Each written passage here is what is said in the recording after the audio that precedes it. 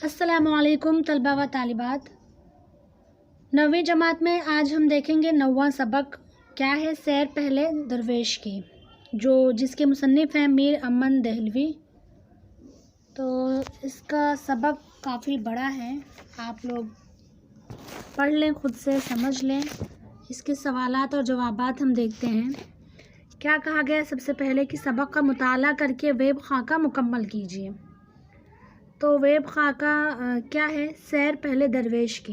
तो 4 खाके आपको दिए गए हैं। एक में आपको पेश आने वाले वाक़यात लिखने हैं, एक में अपना मुशाहिदा और तज्ज़िया लिखना है कि आपको इससे क्या तजुर्बा मिलता है, उसके मुतालिक मालूमात लिखनी है, और इस वाक़ये का क्या अंजाम हुआ इस सबक का, वो आपको लिखना है। ठीक है, यहाँ पर आप देखें दूसरा क्या कहा गया है कि अल्फाज और माना की सही जोड़ियाँ लगाइए। ठीक है, तो गुमाश्ते यानी क्या होता है, दलाल।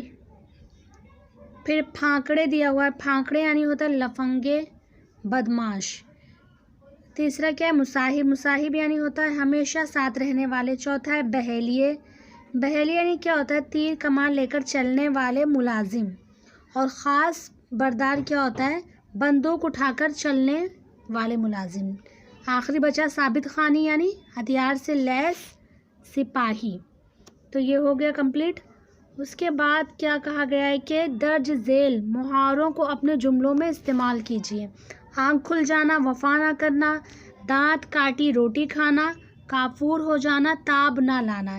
ये 5 मुहावरे हैं जिन्हें आपको अपने जुमलों में इस्तेमाल करना है। सबसे पहले मैं आपको बता दूं कि मुहावरे और कहावत में क्या फ़र्क है। अक्सर बच्चे कंफ्यूज्ड हो जाते हैं। तो आप देखेंगे जाना, करना, खाना, जाना, लाना, ये जो ना जब आता है ना, तो आप समझ जाएं ये मुहावरा है। ठीक है, उसके अलावा कहावत है। तो ये सब हम अपने जुमलों में इस्तेमाल करते हैं, देखते हैं। तो यहाँ पर आंखें खुल जाना पर हमें मुहावरा बनाना है। देखिए यहाँ पर है, मैंने अपने दुश्मनों की गलत बातों का इस अंदाज में जवाब दिया कि उनकी आंखें खुल गईं। दूसरा मुहावरा क्या है, वफ़ा ना करना, आजकल लोग किसी के साथ वफ़ा नहीं करते।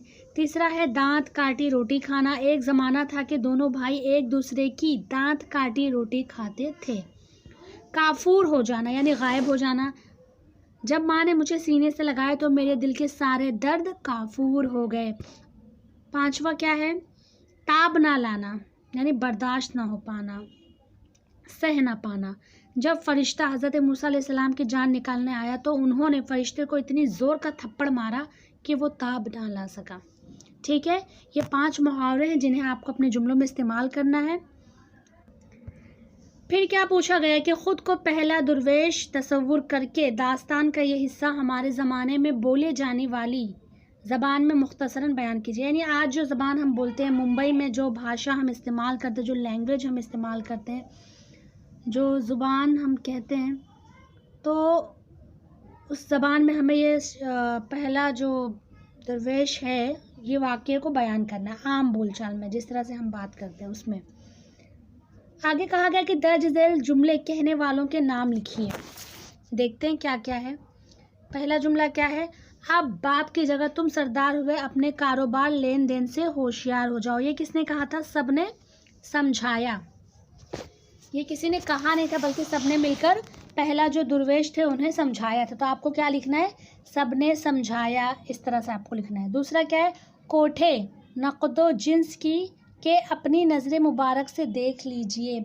ये किसने कहा था मालूम, कारोबारी और नौकर चाकर। इसका जवाब क्या आएगा, कारोबारी और नौकर चाकर।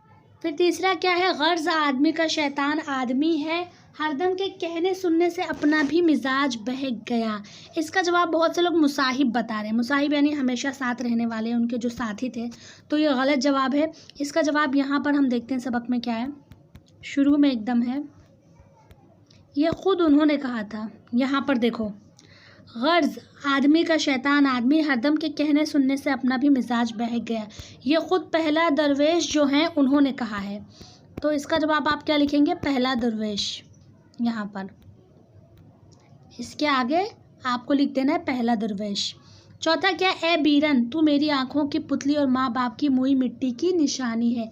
ये किसने कहा था, बहन ने कहा।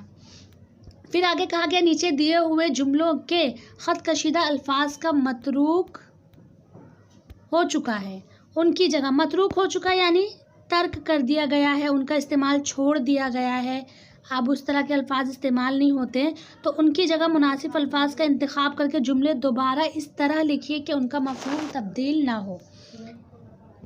पहला क्या है कि मुशफ़क़ीन ने बड़े चाओ चोज़ से माँ बाप के साए में परवरिश पाई, तो चाव और चोज़ की जगह आप क्या लिख सकते हैं, हमारे ज़माने में जो अल्फाज इस्तेमाल होता है लाड प्यार, तो आपको पूरा जुमला इस तरह से लिखना है कि मुशफ़क़ीन ने बड़े लाड व प्यार से माँ बाप के साए में परवरिश पाई।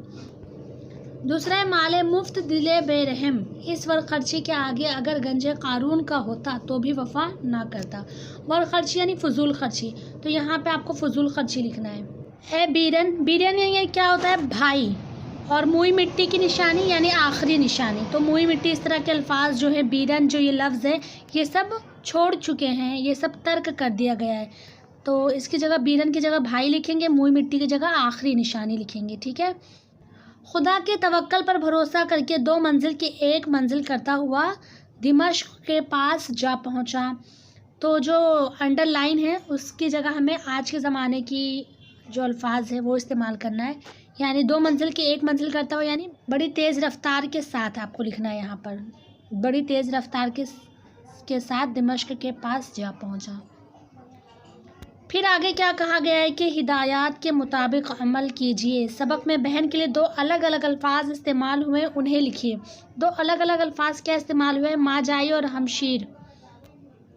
माजाई आपको इस तरह से लिखना है और हमशीर लिखना है इस तरह से, शीन ये और ये रे हो गया, ठीक है, और हाँ, हमशीर और माजाई। फिर क़ज़ाए इलाही को अपने जुमले में इस्तेमाल कीजिए।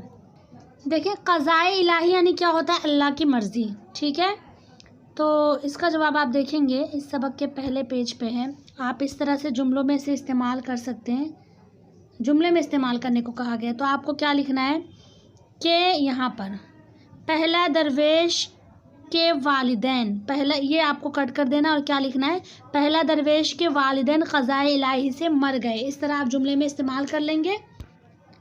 आगे पूछा गया है कि आदमी का शैतान आदमी है, इस कहावत का मफ़हूम वाज़ेह कीजिए। इस कहावत का मफ़हूम ये है कि इंसान को गुमराह करने के लिए किसी शैतान की ज़रूरत नहीं है, बल्कि आदमी ही आदमी को बहकाता और गुमराह करता है। ये 2 लाइन का जवाब आपको इस सवाल के उसमें लिखना है। ठीक है। आगे चौथा क्या पूछा गया कि सैर पहले दरवेश की, सबक से 5 मुहावरे तलाश करके लिखिए।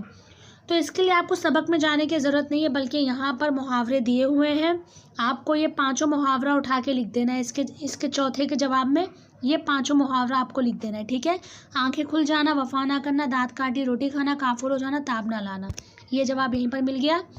5वां है नोश्त ख्वांद से खातिर जमा कर ली, जुमले का मतलब लिखिए। इसका मतलब ये है कि लिखा पढ़ी करने वालों से इत्मीनान से कागजात जमा कर लिए।